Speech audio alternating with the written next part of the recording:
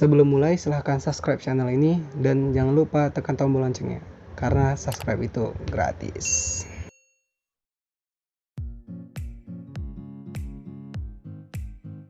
Nah Bayu, jadi semalam itu ada teman-teman yang nanya, kira-kira ingin menjadi seorang Mapres itu memang harus punya sertifikat nasional maupun internasional gitu ya?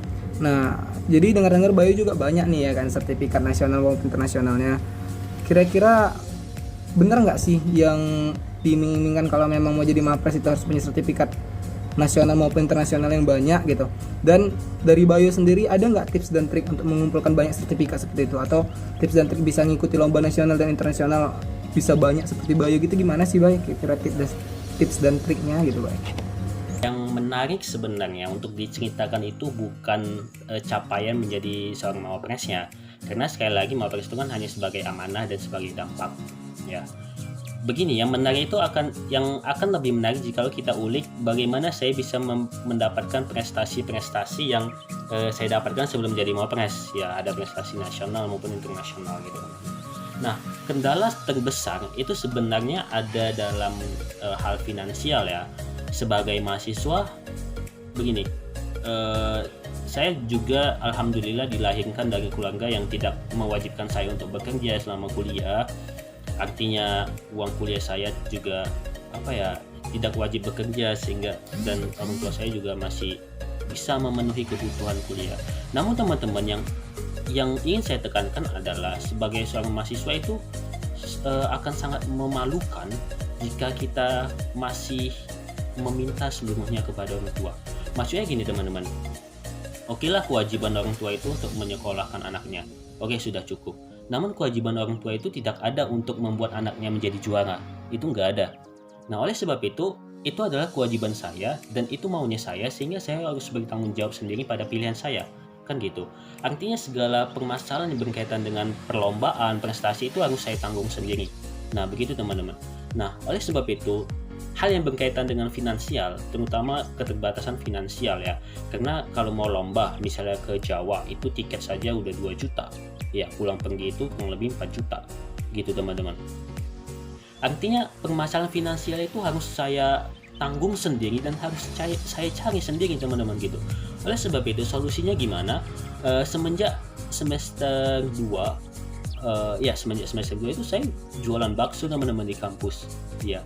Pada saat itu saya ingat sekali sebagai seorang mahasiswa baru saya menenteng bakso setiap pagi ke kelas-kelas. Ada yang mau bakso gitu, saya tawarkan ke kelas-kelas, karena awalnya juga saya ingin jualan di lab, namun di fakultas teknik ya senioritas cukup tinggi, sehingga untuk menghindari masalah saya nggak jualan di lab, saya berjualan di kelas-kelas. Oke. Kemudian masuk tahun kedua itu saya udah mulai berani di lab ya. Saya ajak kerjasama dengan penjaga lab ya, karena penjaga lab itu ada jualan roti. Saya ajak kerjasama, bang aku mau naruh bakso lah di sini, nanti keuntungan kita bagi 2. Dan alhasil beliau nggak mau gitu, menolak tawaran saya. Wah luar biasa nih gitu, menolak tawaran saya. Oleh sebab itu saya harus juga membawa bakso saya setiap hari ya, dari kelas ke kelas. Bahkan juga kadang kalau nggak sempat saya letakkan aja bakso di lorong, di koridor ya, supaya nanti ada yang beli tinggal taruh, namanya kantin kejujuran. Kemudian teman-teman masuk masuk tingkat 3. Nah ini puncak keberanian saya, udah jadi senior di kampus ya, udah jadi sebagai salah senior di kampus, senior tertua kedua. Saya mulai berjualan tuh di lab, karena anak lab di teknik itu hampir 1 harian kuliahnya di lab. Jadi pagi jam 8, nanti jam setengah 6 baru keluar lab itu. Mungkin teman-teman yang lain tuh banyak ngeluh, waduh pusing nih di lab terus, waduh banyak waktu habis di lab nggak sempat ngapain. Tapi di situ saya melihat sebuah peluang ya. Teman-teman saya banyak ngeluh tuh, aduh di lab beli makanan aja nggak bisa gitu, nggak sempet. Disitulah saya mencari peluang bahwasanya, wah ini kalau jualan bakso di lab ini dan saya letakkan saja di situ buat kantin kejujuran, ini bakalan laku nih. Dan alhasil teman-teman, 1 hari percobaan saya letakkan bakso di situ dan habis sekitar 50 tusuk. Hari keduanya saya naikkan menjadi 100 tusuk, habis. Hari ketiganya 120 tusuk juga habis teman-teman. Wah, ini luar biasa nih. Jadi saya untuk memenuhi kebutuhan finansial saya, mengikuti perlombaan, berbagai perlombaan itu saya hanya satu kali meminta kepada orang tua. Ya, hanya satu kali, itu di awal perlombaan ke Palembang, dan ya itu memang mendesak, saya minta ongkos ya teman-teman. Kemudian teman-teman, setelah itu saya usahakan untuk mengolah uang saya untuk bisa mengikuti berbagai perlombaan yang ada di Indonesia ini. Oleh sebab itu saya bisa pergi ke berbagai kota di Pulau Jawa, terutama ya di Pulau Jawa. Saya juga bisa pergi ke Malaysia. Ya, yang senang itu bukan juarannya teman-teman, tapi kita bisa berangkat dan meraih prestasi itu 90% tuh berkat 90% itu kita tanggulangi sendiri gitu teman-teman. Ya tentu ada juga dukungan dari teman-teman, dukungan dari hal-hal lain yang memang mendukung keberhasilan. Tapi masalah finansial itu sangat senang jika kita terbang dan melayang dengan pesawat dengan uang kita sendiri gitu teman-teman. Dan alhamdulillah hal tersebut bisalah terselesaikan masalah finansial. Jadi intinya apa? Intinya adalah teman-teman, ketika menjadi seorang mahasiswa itu haruslah jadi pribadi yang mandiri gitu. Di balik setiap kesulitan itu pasti ada kemudahan, ya. Di balik setiap masalah pasti ada peluang. Artinya teman-teman, jika kita melihat masalah, kita harus melihat peluangnya, jangan lihat masalahnya. Ya. Kalau kita melihat masalah, kita lihat peluangnya, dan disitulah kita masukin. Dan mudah-mudahan kita bisa ya memanfaatkan peluang tersebut demi keberhasilan kita. Jadi teman-teman, sekali lagi saya tekankan, menjadi seorang mahasiswa itu jadilah seorang pribadi yang mandiri dan usahakan jangan jadi pribadi yang cengeng yang hanya mengeluh, tapi lihatlah peluang di setiap segala permasalahan yang ada. Wah, keren ya Bay. Nah, jadi selain prestasi dalam beasiswa, dengar-dengar Bay juga menjadi ketua ya dari sebuah organisasi atau komunitas gitu ya Bay. Gimana sih bisa manajemen waktu gitu, soalnya udah berprestasi, banyak beasiswa juga kan, udah gitu menjadi seorang ketua di sebuah organisasi atau komunitas lagi. Itu gimana sih manajemen waktunya Bay bisa sekompleks itu waktu Bayu gitu, bisa seproduktif itu, gimana sih Bay caranya gitu Bay? Ya teman-teman, benar ya, selain aktif berkompetisi, saya juga menjadi ketua di salah satu komunitas pembinaan mahasiswa bebas asing Ibak Sudiskwam. Nah, jika ditanya mengenai manajemen waktu teman-teman, nah manajemen waktu itu suatu hal yang sangat complicated, ya, sangat complicated. Namun teman-teman harus mempelajari berbagai metode untuk menentukan dan memanajemen waktu teman-teman. Namun dari berbagai metode itu saya hanya bisa menyimpulkan dua hal. Intinya dua hal dalam manajemen waktu. Yang pertama adalah teman-teman harus bisa membagi prioritas. Prioritas apa yang harus teman-teman lakukan, dan yang kedua adalah tegas terhadap diri sendiri. Begini, banyak para pengusaha bilang kuliah itu nggak penting. Tuh banyak tuh pengusaha sukses bilang kuliah itu nggak penting. Apakah saya setuju? Saya sangat setuju kuliah itu nggak penting jika kita ingin menjadi seorang pengusaha, ya. Namun jika kita ingin menjadi seorang profesional ataupun akademisi, ya kuliah is number one, karena memang kita harus membutuhkan skill yang mumpuni dalam bidang kita. Nah, apakah kuliah itu nggak penting bagi para pengusaha? Bukannya nggak penting, tetapi jauh lebih penting mereka langsung mempraktekkan ilmu dagangnya. Mereka lebih penting untuk langsung mempraktekkan bagaimana caranya berwirausaha daripada hanya duduk diam di kelas. Itu sekali lagi teman-teman harus pandai menyusun prioritas kegiatan apa yang akan teman-teman lakukan yang berkaitan dengan visi masa depan teman-teman. Itu yang pertama. Jadi intinya jangan semua kegiatan itu dilakukan, namun lakukanlah yang penting dan sesuai dengan visi. Itu yang pertama. Yang kedua, teman-teman ketika telah menetapkan kegiatan apa, teman-teman harus tegas untuk melaksanakan kegiatan tersebut. Gitu. Banyak dari kita tidak tegas dan akhirnya lengah dan tidak melaksanakan kegiatan tersebut.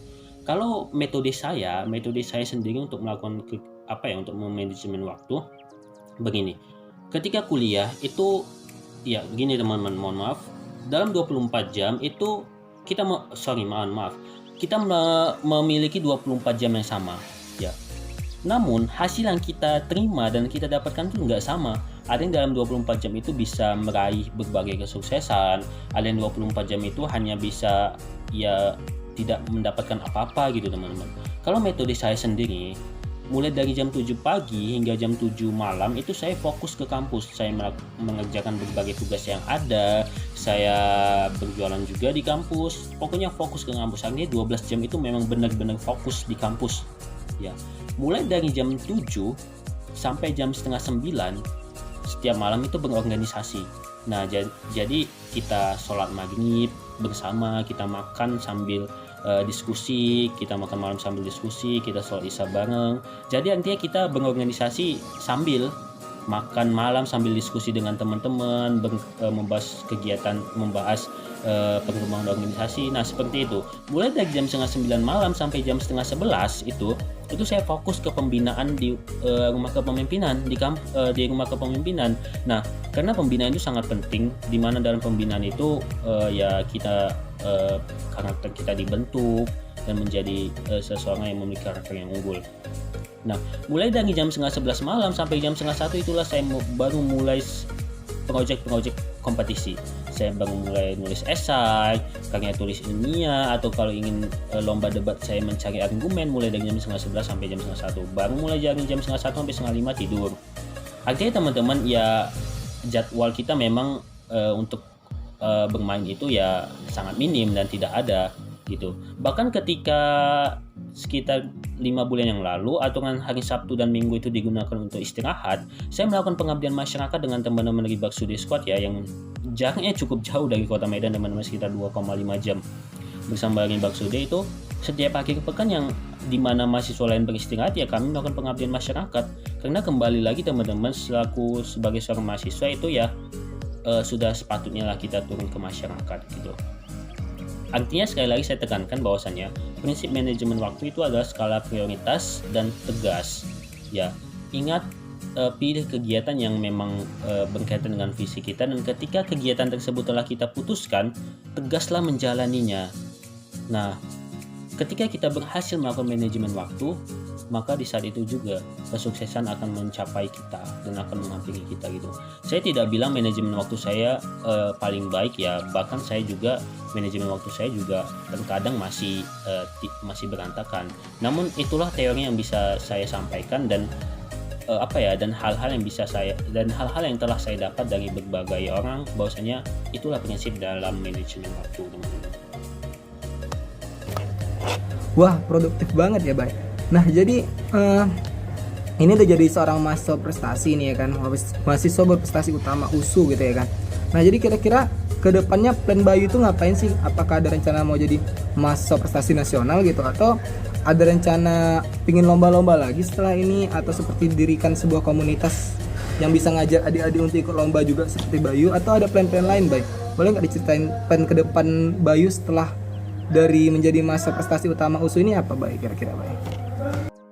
Baik, ke depannya pertama saya juga masa pengabdian saya di Smart Generation Community itu belum habis ya, bulan Februari nanti tahun 2021 akan habis dan saya akan fokus ke situ terlebih dahulu, di mana saya memiliki visi pribadi sebenarnya ketika masuk ke komunitas itu ingin menjadikan setidaknya minimal satu orang satu prestasi dalam komunitas itu pertama kali yang saya lakukan. Kemudian mungkin untuk mengisi waktu lainnya saya akan melakukan berbagai penelitian gitu, karena memang sekali lagi teman-teman, saya ingin menjadi seorang akademisi, sudah selayaknya dan patutnya saya handal dalam meneliti, sehingga saya juga akan mengikuti berbagai penelitian. Ini saya juga udah mulai ya berbagai penelitian, ada 2 rancangan penelitian yang saya buat sendiri dan dosen pembimbingnya belum tahu. Saya iseng aja untuk mengisi waktu pandemi ini ya, untuk mengisi waktu work from home ini. Saya rasa banyak sekali waktu yang terbuang sia-sia. Oleh sebab itu saya memutuskan cobalah melakukan penelitian ini, dan nggak tahu nih dosen pembimbingnya belum ada, saya coba aja dulu gitu. Nah, ketika udah jadi nanti baru saya buat penelitian ini gitu. Itu yang kedua. Kemudian teman-teman, untuk pengabdian juga kami akan ada rencana dari SGC untuk melakukan pengabdian, ya belum bisa dibilang ya, masih dalam tahap perencanaan. Nanti ya pengabdiannya insya Allah bakalan melibatkan berbagai instansi, berbagai lembaga berbagai lembaga kemahasiswaan di USU gitu. Jadi ya itulah kedepannya teman-teman. Jadi ya mungkin fokus sekarang ini di SGC sama penelitian. Saya ingin mencoba berbagai penelitian dulu. Itu mungkin fokus kedepannya. Untuk kompetisi, untuk mengikuti berbagai perlombaan mungkin sudah tidak zamannya lagi ya. Karena saat ini zaman saya adalah sebagai salah seorang senior itu bukan lagi meraih prestasi, tapi membuat orang lain untuk berprestasi. Jadi zaman saya ini udah masuk zamannya pengabdian gitu. Pengabdian gimana ilmu-ilmu yang kita dapat selama 3 tahun di kampus, prestasi yang kita dapat selama 3 tahun di kampus, hal tersebut akan sia-sia jikalau kita tidak bisa membuat orang lain berprestasi. Itulah dia teman-teman. Nah, hal tersebut saya dapat ya pelajaran dari senior saya. Mungkin ada yang kenal nih ya Bang Indra Doli, bahwasanya kalau kita mendapatkan satu prestasi itu kita harus bisa menciptakan satu buah prestasi orang lain. Nah, mungkin fokusnya untuk lomba-lomba sudah di stop dulu. Ini saatnya untuk membuat orang lain berprestasi, bukan kita yang berprestasi gitu. Oh oke, baik. Nah jadi Bayu punya tips dan trik nggak nih buat adik-adik yang ingin menjadi seorang mahasiswa prestasi seperti Bayu gitu? Ada nggak sih tips dan triknya agar adik-adik bisa persiapkan dari sekarang gitu, Bay? Tips dan triknya, yang pertama teman-teman, kembali lagi yang pertama, buatlah mimpi, jangan takut bermimpi, dan bermimpilah dengan benar. Ya, ada banyak sekali metode bermimpi teman-teman. Bermimpilah dengan benar. Buat mimpi secara spesifik, measurable, attainable, related, dan time based, smart. Buat mimpi yang smart, yang telah saya bilang tadi. Kemudian teman-teman, aturlah manajemen waktu teman-teman. Karena orang yang gagal merencanakan, ia merencanakan sebuah kegagalan di masa depan. Artinya rencanakan dan set mimpi teman-teman, lalu jadilah konsisten dan jadilah orang yang gigih untuk meraih mimpi itu. Kemudian itu tips pertama. Kemudian tips dan trik yang kedua, jadi pribadi yang mandiri. Karena teman-teman, prinsipnya itu gak ada orang lain yang bisa membuat kita berprestasi selain diri kita sendiri gitu. Kalau mau berprestasi itu datang dari diri kita. Ya percuma kita ada di ini teman-teman. Mungkin percuma kita ada di teman-teman. Percuma kita ada di lingkungan yang baik. Kalau kitanya tidak ingin berubah menjadi lebih baik, ya nggak bisa juga gitu. Artinya mulailah dari diri kita sendiri gitu teman-teman.